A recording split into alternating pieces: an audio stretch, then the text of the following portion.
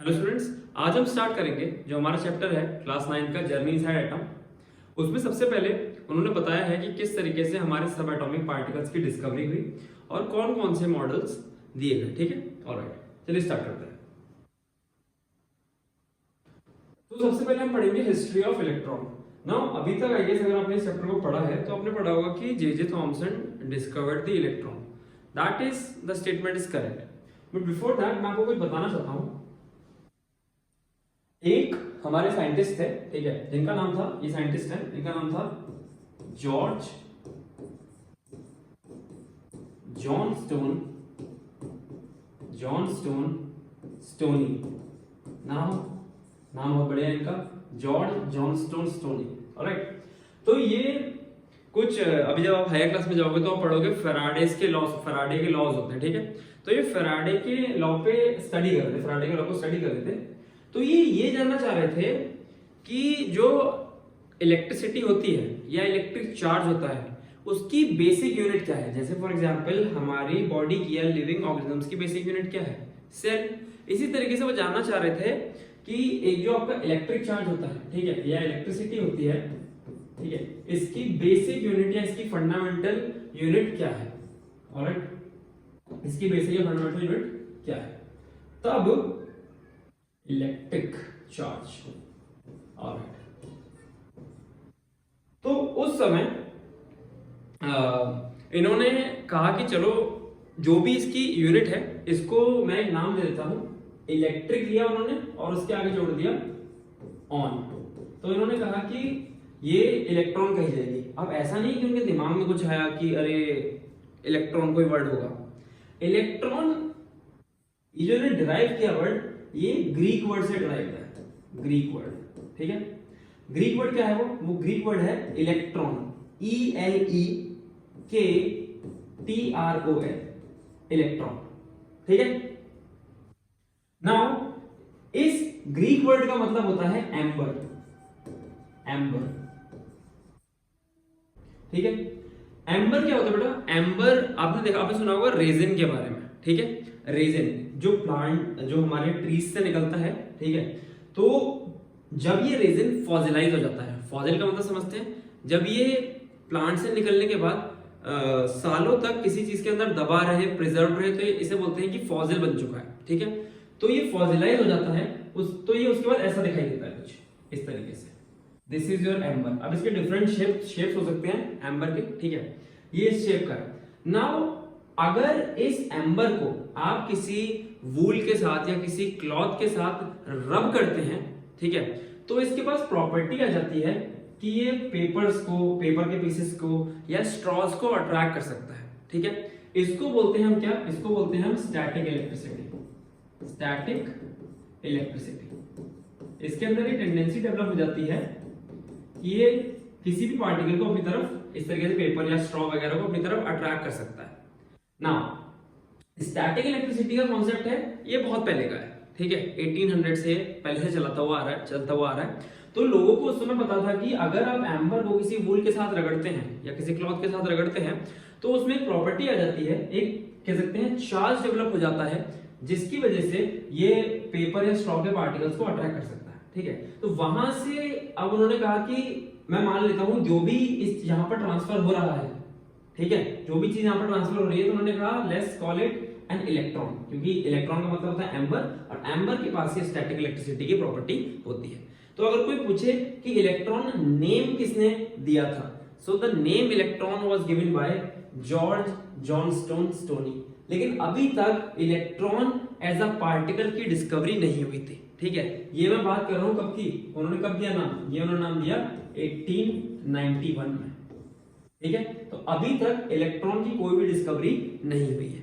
ठीक है, as a particle isolate या देखा नहीं गया है। ऑलराइट, फिर हमारे एक और साइंटिस्ट आए, ठीक है, जिनका नाम था क्या, जे थॉमसन। इनके बारे में आपने शायद पढ़ा होगा, जे थॉमसन। ठीक है, जे थॉमसन ने एक एक्सपेरिमेंट किया जिसको हम बोलते हैं कैथोड रे एक्सपेरिमेंट। ठीक है, अभी कैथोड रे एक्सपेरिमेंट क्या था आइए समझते हैं। इसमें उन्होंने क्या किया, इसमें उन्होंने एक डिस्चार्ज ट्यूब लिया। अब डिस्चार्ज ट्यूब बहुत शेप्स का होता है। ठीक है, मैं एक सिंपलीफाइड वर्जन आपको बना के दिखाता हूं इसका। इस तरीके से, ठीक है।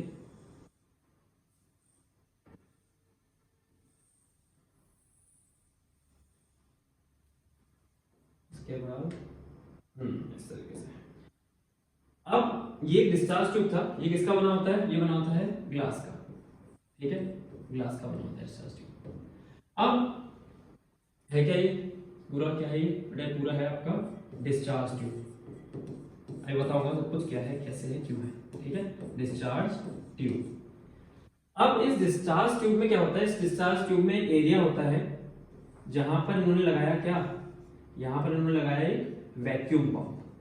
वैक्यूम पंप, इससे इन्होंने ऑलमोस्ट उसके अंदर की सारी गैसेस या सारी एयर निकाल दी। मैं ऑलमोस्ट कह रहा हूं बेटा, वैक्यूम पंप, ठीक है, वैक्यूम पंप।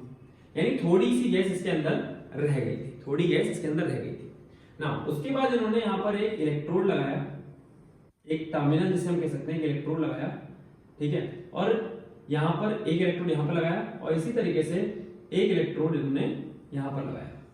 इस इलेक्ट्रोड के बीच में इन्होंने थोड़ा सा जगह छोड़ दी, ठीक है, लाइक पोलो, पोलो है अपने पोलो, ठीक है, पोलो के बीच में जिस जगह रहती है वो छोड़ दी।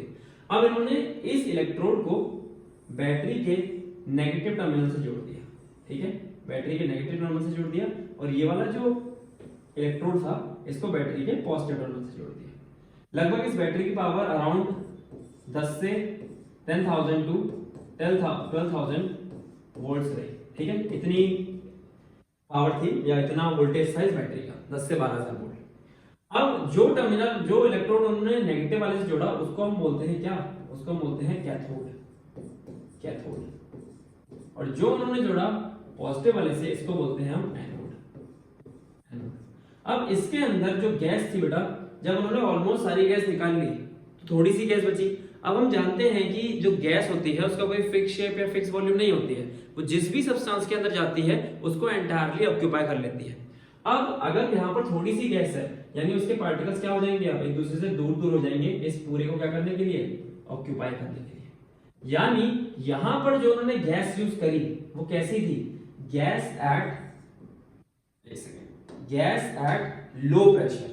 क्योंकि अगर गैस के पार्टिकल्स दूर दूर हो जाते हैं तो उसमें प्रेशर क्या हो जाता है, कम हो जाता है। अगर गैस की वॉल्यूम बढ़ाओगे, किसी भी चीज की वॉल्यूम बढ़ाओगे, फॉर एग्जांपल यहाँ पर गैस के पार्टिकल्स है मेरे पास, ठीक है, अगर मैं इन पे इस तरीके से प्रेशर लगाऊं तो पास पास आ जाएंगे, पास पास आने से इनकी वॉल्यूम कम होगी।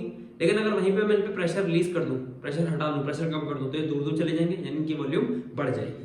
तो यहाँ पर उन्होंने यूज करी गैस एट लो प्रेशर, ठीक है, गैस एट लो प्रेशर, उन्होंने यहाँ पर ऐसी गैस यूज करी। अब क्या किया, जैसे ही इन्होंने सारी वैक्यूम निकाल ली, इसमें से गैस जो थी इसके अंदर वो लो प्रेशर पे थी, ठीक है। इसके बाद ये हो गया कैथोड और ये हो गया एनोड। एक चीज इन्होंने और करी, इन्होंने क्या किया कि यहां पर इन्होंने इस तरीके से दो प्लेट्स लगाई, यानी कि इन्होंने इलेक्ट्रिक फील्ड सेट करी। ये जो प्लेट थी वैसे वो इसको बोल दो पॉजिटिव है, पॉजिटिव चार्ज, और ये कैसी थी, नेगेटिव चार्ज। इनके बीच में क्या है, इलेक्ट्रिक फील्ड सेट हुई थी, ठीक है। ऑलराइट, फिर जैसे ही इन्होंने यहां से इसको ऑन किया, ठीक है, सर्किट को कंप्लीट किया, तो उन्होंने देखा क्या हुआ कि इस तरीके से कुछ पार्टिकल्स कैथोड से निकले और एनोड की तरफ जाने लगे in the form of stream और in the form of rays, ठीक है, इस तरीके से जाने लगे। और इन्हीं पार्टिकल या इन्हीं रेस को क्या कहा गया, इन्हीं पार्टिकल या इन्हीं रेस को कहा गया कैथोड रेस, कैथोड रेस। क्योंकि ये कहां से निकले हैं, ये निकले हैं आपके कैथोड से, और किधर की तरफ जा रहे हैं, एनोड की तरफ। तो यहां से उनको एक चीज समझ में आई कि ये पार्टिकल नेगेटिव टर्मिनल से निकल के पॉजिटिव की तरफ जा रहे हैं।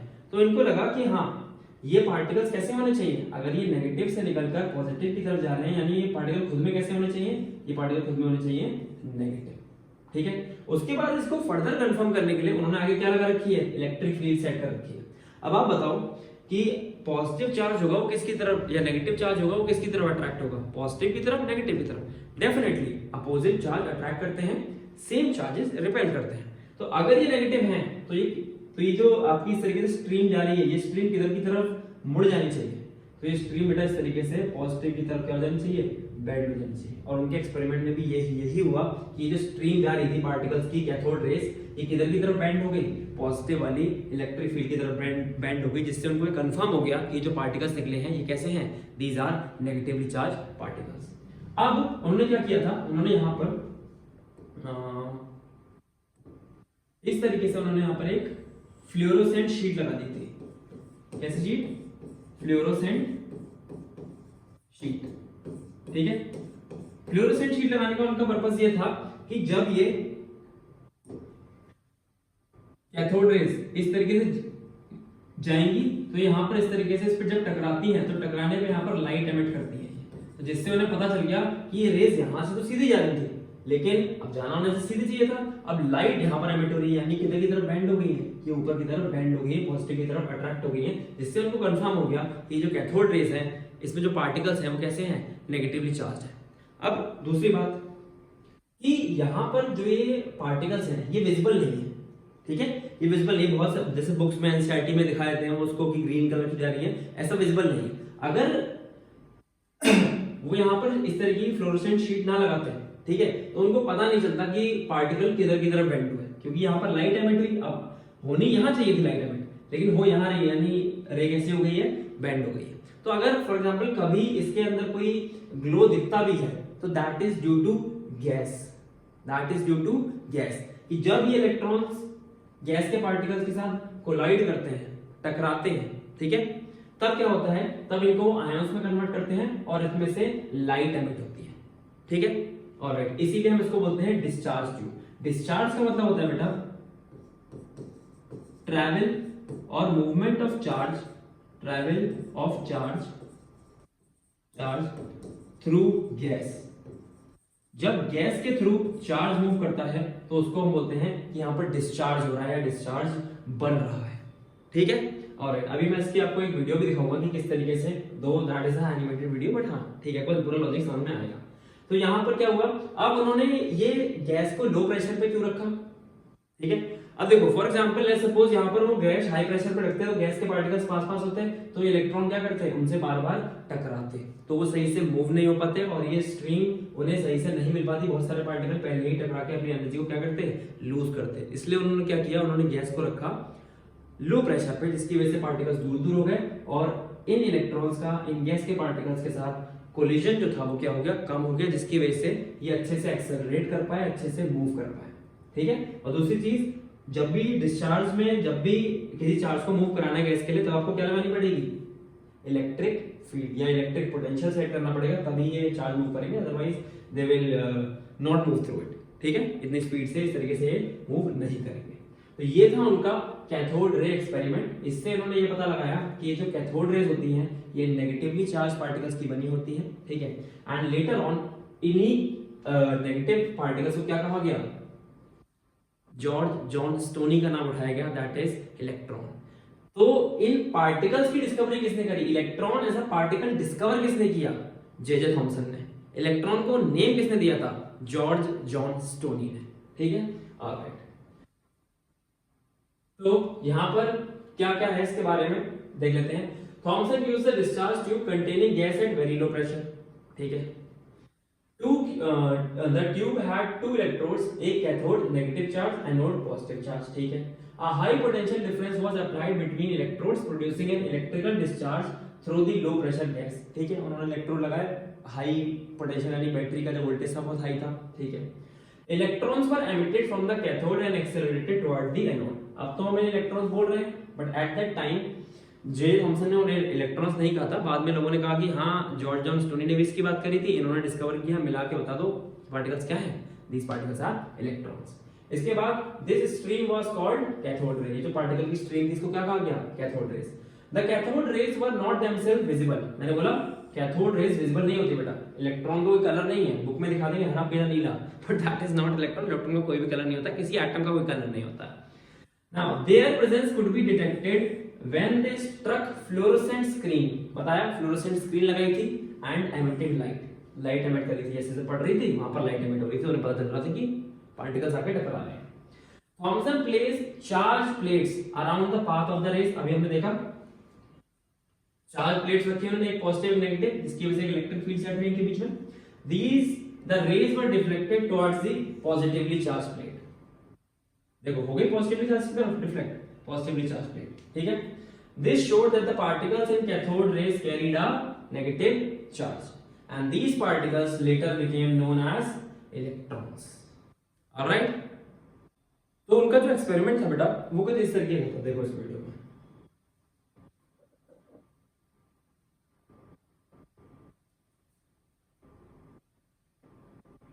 उन्होंने जैसे फॉर एग्जांपल एक बैटरी से डिस्चार्ज ट्यूब को कनेक्ट किया, उसके बाद देखो अब यहाँ पर दिखा रहे हैं फॉर प्रेजेंटेशन के लिए कि इस तरीके से ग्रीन पार्टिकल की रेज जा रही है, तो जनरली इस तरीके का नहीं होता है, ठीक है।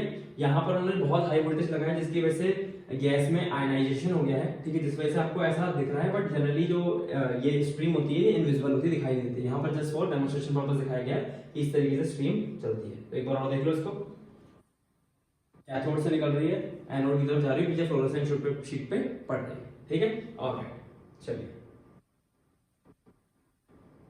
इसके बाद हमारा ये, ऑलराइट, ठीक है। अब उसके बाद थॉमसन ने कैथोड रे एक्सपेरिमेंट किया, यहां पर उन्होंने कुछ नेगेटिवली चार्ज पार्टिकल यानी कैथोड रेज की डिस्कवरी करी, ठीक है। इसके बाद ये इलेक्ट्रॉन की डिस्कवरी करी हम ऐसे कह सकते हैं। उसके बाद थॉमसन ने अपना इसी बेसिस पे उसने कहा कि चलो मैंने एक पार्टिकल की डिस्कवरी कर ली है, I have discovered a negative particle, ठीक है, चलो मैं अपना मॉडल देता हूं। तो 1904 में, कब 1904 में, सेकेंड 1904 में इन्होंने अपना मॉडल दिया, ठीक है, थॉमसन मॉडल का। इसको हम प्लम पुडिंग मॉडल भी कहते हैं, plum pudding model, plum pudding model, या फिर इसको एक और नाम देते हैं, इसको हम वाटरमेलन मॉडल भी बोलते हैं, वाटरमेलन मॉडल, ठीक है, वाटरमेलन मॉडल। तो इसमें उन्होंने क्या कहा, उसमें उन्होंने कहा कि जो एक एटम होता है, ठीक है, ये जो एटम है, ठीक है, इसमें पूरे में क्या होता है, इसमें पूरे में पॉजिटिव चार्ज होता है, ठीक है, इसमें पूरे में पॉजिटिव चार्ज होता है इस तरीके से। It is entirely consisted of positive charge, पूरे में आपको इसमें पॉजिटिव चार्ज मिलेगा, ठीक है, positive positive positive positive and positive, ठीक है, ये पूरा पॉजिटिवली चार्ज का स्फीयर बना हुआ है। और उन्होंने कहा कि इसमें जो नेगेटिव पार्टिकल्स होते हैं, जो इलेक्ट्रॉन्स होते हैं, ठीक है, नेगेटिव पार्टिकल्स या इलेक्ट्रॉन्स होंगे, वो इस तरीके से इसमें जगह जगह पर एम्बेडेड रहते हैं। जिस तरीके से आपका जो पुडिंग होती है, पुडिंग खाते हैं पुडिंग, उसमें जो प्लम के छोटे छोटे पीसेस होते हैं वो इस तरीके से एम्बेडेड रहते हैं। इसी तरीके से इसमें जो नेगेटिव चार्ज है, इलेक्ट्रॉन्स हैं, ये नेगेटिव है, ठीक है, दिस इज नेगेटिव, यहाँ पर ये इस तरीके से एम्बेडेड रहेंगे। जैसे कि आपका वाटरमेलन होता है, पूरा उसका पार्ट कैसा होता है, रेड, उसके जो काले काले बीज लगे होते हैं, इसी तरीके से जो पूरा रेड पार्ट है, this is what, this is positive. ये पूरा स्फीयर क्या है, पॉजिटिव चार्ज से बना हुआ है, पॉजिटिव चार्ज से बना हुआ है। और इस पॉजिटिव चार्ज में बीज की तरह या सीड की तरह या प्लम की तरह क्या लगे हुए हैं, इलेक्ट्रॉन्स, इलेक्ट्रॉन्स। एक बात याद रखने की बेटा, अभी तक प्रोटॉन की डिस्कवरी नहीं हुई है, ठीक है, अभी तक इसको बस पॉजिटिव चार्ज माना गया है और नेगेटिव चार्ज को हम इलेक्ट्रॉन्स बोल चुके हैं, इलेक्ट्रॉन्स की पता चल चुका है, इलेक्ट्रॉन्स की डिस्कवरी हो चुकी है, उनका नेम हो चुका है, तो यहाँ पर इनको इलेक्ट्रॉन्स बोलते हैं, लेकिन अभी भी प्रोटॉन्स की डिस्कवरी नहीं हुई है। ऑलराइट, ठीक है। नाउ इसको हम प्लम पुडिंग या वाटरमेलन मॉडल बोलते हैं। उन्होंने कहा थॉमसन ने कि एटम ऐसा दिखता है, ठीक है, और इस एटम में जितना पॉजिटिव चार्ज है उतना ही नेगेटिव चार्ज है, यानी एटम एज अ होल कैसा है, atom as a whole neutral है। न्यूट्रल मतलब उस पर कोई भी नेट चार्ज नहीं है, जितना पॉजिटिव है उतना ही नेगेटिव है, तो पॉजिटिव नेगेटिव आपस में एक दूसरे को क्या करके रखता है, बैलेंस करके रखता है, यानी उसके ऊपर नेट कोई भी चार्ज नहीं रहता है, जितना पॉजिटिव उतना ही negative, balance, net zero charge, यानी वो न्यूट्रल रहेगा, ठीक है। ऑलराइट, और देखते हैं इसके बारे में। An atom is electrically neutral, Thomson ने कहा। The atom is a sphere of positive charge, जो पूरा स्फीयर है वो पॉजिटिव चार्ज का है। Electrons are embedded in this positive sphere like plums और रेजिन्स एम्बेडेड इन पुडिंग। जिस तरीके से प्लम या किशमिश रेजिन होती है वो एम्बेडेड रहती है प्लम केक में, इसी तरीके से इलेक्ट्रॉन्स भी इसमें क्या रहेंगे, एम्बेडेड रहेंगे। The positive and negative charges balance each other, positive और नेगेटिव चार्ज एक दूसरे को बैलेंस करके रखते हैं, इसकी वजह से नेट चार्ज कितना होता है, Q is the symbol for charge, कितना होता है, 0। ठीक है, there is no nucleus in Thomson's model. Definitely अभी हम आगे पढ़ेंगे कि रदरफोर्ड के मॉडल में न्यूक्लियस के बारे में चीजें आई थी, थॉमसन के मॉडल तक न्यूक्लियस के बारे में कुछ नहीं पता था, ना उन्होंने बताया था। उन्होंने कहा mass of the atom was also considered to be distributed throughout the positive sphere. तो उन्होंने कहा कि इस एटम का जो मास है वो इस पूरे पॉजिटिव स्फीयर में थ्रू आउट इक्वली डिस्ट्रीब्यूटेड रहेगा। थ्रू आउट पूरे में इसका मास है, ठीक है, ऐसा नहीं किसी छोटी सी जगह पे या किसी बड़ी जगह पे, पूरे में इसका मास रहेगा, ऐसा उनका कहना था। ठीक है, though this model was entirely hypothetical, कोई भी एक्सपेरिमेंटेशन नहीं करी गई थी। He just based on his knowledge उन्होंने ये इस तरीके बनाया कि हाँ ऐसा होता होगा। ठीक है, ऐसा है। इसके बाद आपने देखा इसी टाइम पे 1904 के टाइम पे, ये आपकी बुक में नहीं है but that is interesting model, 1904 के टाइम पे ही हांतारो नागाओकास ने अपना एक सैटर्नियन मॉडल ऑफ एटम दिया था। ठीक है, उन्होंने कहा कि जो एटम होता है वो एक सैटर्न की तरह है, मतलब सैटर्न प्लैनेट की तरह है। ठीक है, तो उन्होंने कहा कि बीच में उसके क्या रहता है, बीच में प्लैनेट की तरफ में क्या रहेगा, पॉजिटिव चार्ज। ठीक है, इस प्लैनेट की तरफ में क्या रहेगा, बीच में पॉजिटिव चार्ज। और उन्होंने कहा कि इस पॉजिटिव चार्ज के साइड में जिस तरीके से सैटर्न जो प्लैनेट है, ठीक है, सैटर्न प्लैनेट के पास रिंग है, इसी तरीके से इस रिंग में क्या प्रेजेंट रहेंगे, नेगेटिव चार्ज या इलेक्ट्रॉन्स। ठीक है, और उन्होंने कहा कि जो नेगेटिव चार्ज है ये रिंग के फॉर्म में इस पॉजिटिव चार्ज के अराउंड क्या करते रहते हैं, पॉजिटिव चार्ज के अराउंड घूमते रहते हैं। ठीक है, तो उन्होंने कहा कि जो सैटर्न की तरह लग रहा है, प्लैनेट की तरह, तो इसलिए हम इसको बोलते हैं नागाओका सैटर्नियन मॉडल ऑफ एटम। ठीक है, तो ये भी उनका एक हाइपोथेटिकल मॉडल था, जितनी भी उनको नॉलेज थी पार्टिकल फिजिक्स की वो लगा के उन्होंने इसको ड्राइव किया था। कोई भी एक्सपेरिमेंटेशन यहाँ पर इसमें भी नहीं हुई है। सेंटर का प्लैनेट जैसा पार्ट पॉजिटिव से बना है और उसके चारों तरफ रिंग के फॉर्म में इलेक्ट्रॉन्स रिवॉल्व करते रहते हैं। That was the model of Hantaro Nagaoka's. ये भी 1904 के टाइम पे दिया गया था एंड ठीक है, ये भी मॉडल है अपने आप में। तो that was about cathode ray experiment. I hope समझ में आया होगा थॉमसन्स मॉडल। एंड आपको एक कंफ्यूजन मिटी होगी कि इलेक्ट्रॉन नेम किसने दिया था और एज अ पार्टिकल देखा सबसे पहले या ऑब्जर्व सबसे पहले, उसकी डिस्कवरी किसने करी थी। ऑलराइट, सो अगली वीडियो में हम पढ़ेंगे हमारा Rutherford model of atom. Okay, thank you.